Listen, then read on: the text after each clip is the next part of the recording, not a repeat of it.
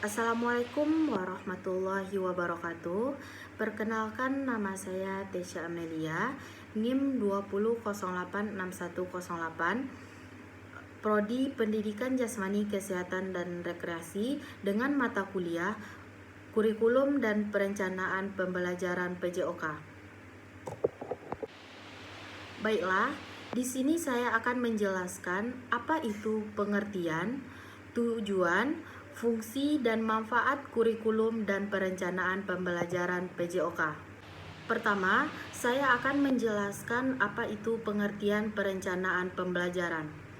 Dalam sebuah proses pembelajaran, perlu ditetapkan terlebih dahulu suatu perencanaan yang matang.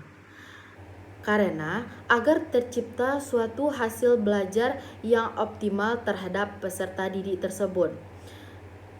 Dengan kata lain, perencanaan itu merupakan penetapan suatu tujuan, memilih kegiatan untuk tercapainya tujuan tersebut dan mengakumulasikan sumber-sumber pada setiap kegiatan tersebut. Jadi, perencanaan itu merupakan suatu proses penetapan suatu tujuan untuk memilih sesuatu supaya terciptanya suatu tujuan tersebut. Terutama tujuannya itu yaitu dalam bidang keolahragaan dan pendidikan jasmani terhadap peserta didik, dalam peningkatan kualitas fisik yaitu kualitas di dalam, dan kualitas mental yaitu kualitas di dalam diri peserta didik, terus spiritual dan pengetahuan mengenai bidang tersebut. Yaitu sesuai dengan pengertian pendidikan jasmani. Pendidikan jasmani itu merupakan suatu proses yang didesain untuk meningkatkan kebugaran jasmani suatu peserta didik, mengembangkan keterampilan motorik, pengetahuan, perilaku hidup aktif, dan sikap sportif melalui kegiatan jasmani.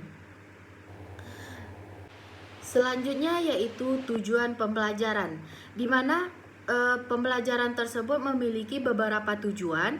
Tujuan pembelajaran itu pertama kali dikemukakan oleh B.F. Skinner pada tahun 1950, kemudian diikuti oleh Robert Major pada tahun 1962. Merujuk pada tulisan Hamzah B. Uno pada tahun 2008, dikemukakan beberapa pengertian yang dikemukakan oleh beberapa para ahli. Yang pertama yaitu Robert F. yang mengemukakan bahwa tujuan pembelajaran adalah perilaku yang hendak dicapai atau yang dapat dikerjakan oleh siswa pada kondisi dan tingkat kompetensi tersebut. Jadi maksudnya yaitu Robert F. ini mengemukakan suatu tujuan pembelajaran itu berdasarkan pada perilaku maupun tujuan yang hendak dicapai oleh mahasiswa tersebut atau siswa tersebut. Yang kedua oleh Kemp dan David E. Kapel menyebutkan bahwa tujuan pembelajaran itu yaitu suatu pernyataan yang spesifik yang dinyatakan dalam perilaku atau keterampilan yang diwujudkan dalam bentuk tulisan untuk menggambarkan hasil belajar yang diharapkan. Jadi Kemp dan David E. Kapel ini menyebutkan bahwa tujuan pembelajaran itu diwujudkan dalam bentuk tulisan untuk menggambarkan hasil belajar yang diharapkan. Kemudian oleh Henry Elligatton bahwa tujuan pembelajaran adalah pernyataan yang diharapkan yang dapat dicapai sebagai hasil belajar. Jadi maksudnya di sini yaitu pernyataan tersebut yang diharapkan agar sesuatu yang diharapkan oleh mahasiswa tersebut tercapai. Selanjutnya oleh Oemar Hemalik pada tahun 2005 menyebutkan bahwa tujuan pembelajaran adalah suatu deskripsi mengenai tingkah laku yang diharapkan tercapai oleh siswa yang berlangsung pembelajaran. Jadi Oemar Hemalik ini menyebutkan bahwa tujuan pembelajaran itu terfokuskan kepada tingkah laku siswa tersebut.